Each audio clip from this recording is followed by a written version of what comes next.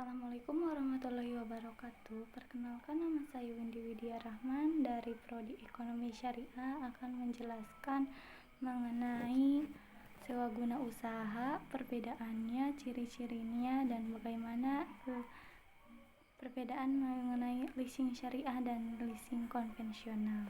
Oke. Yang pertama kita akan menjelaskan mengenai sewa guna usaha. Apa itu sewa guna usaha atau yang disebut leasing?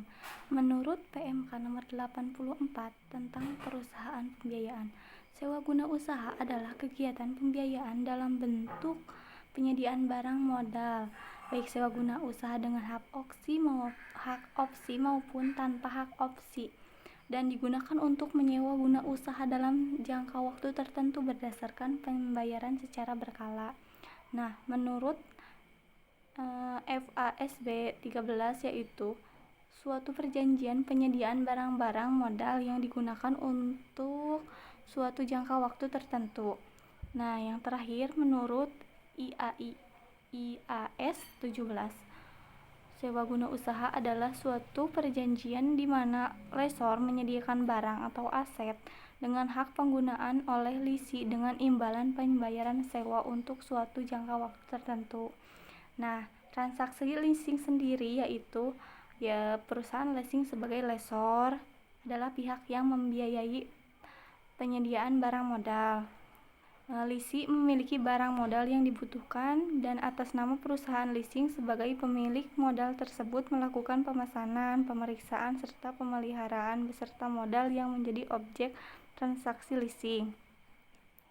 Selama masa leasing, lisi melakukan pembayaran sewa secara berkala sebesar jumlah seluruhnya ditambah dengan pembayaran nilai sisa. Nah, kalau ada yang pengembalian harga perolehan barang modal yang dibiayai serta bunganya itu merupakan pendapatan perusahaan leasing. Lessor sengaja membeli barang modal dan selanjutnya dileasingkan. Jumlah seluruh pembayaran berkala tidak mencakup jumlah biaya dikeluarkan untuk memperoleh barang modal tersebut dengan bunganya.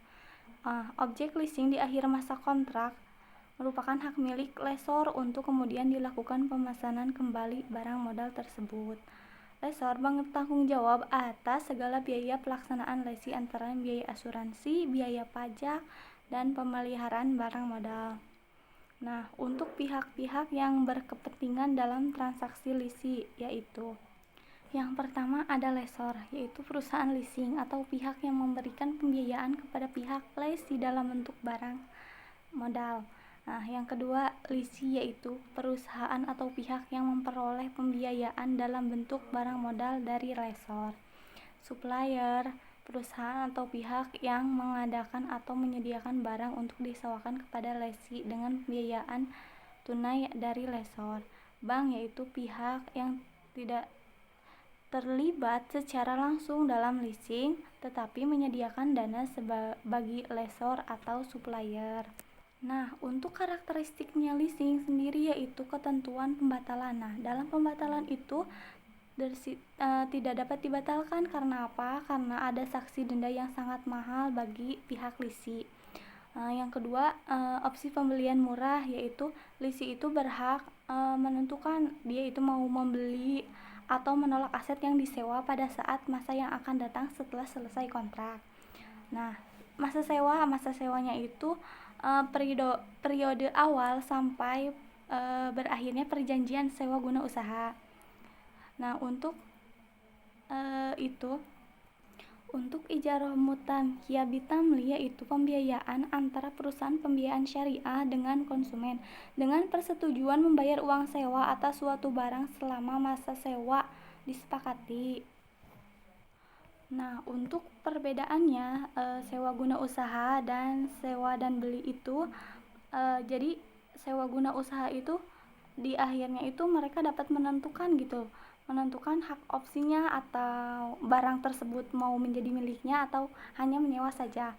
Tapi untuk sewa beli di akhir perjanjian setelah melakukan pembayaran lunas, jadi barang tersebut jadi hak miliknya sendiri.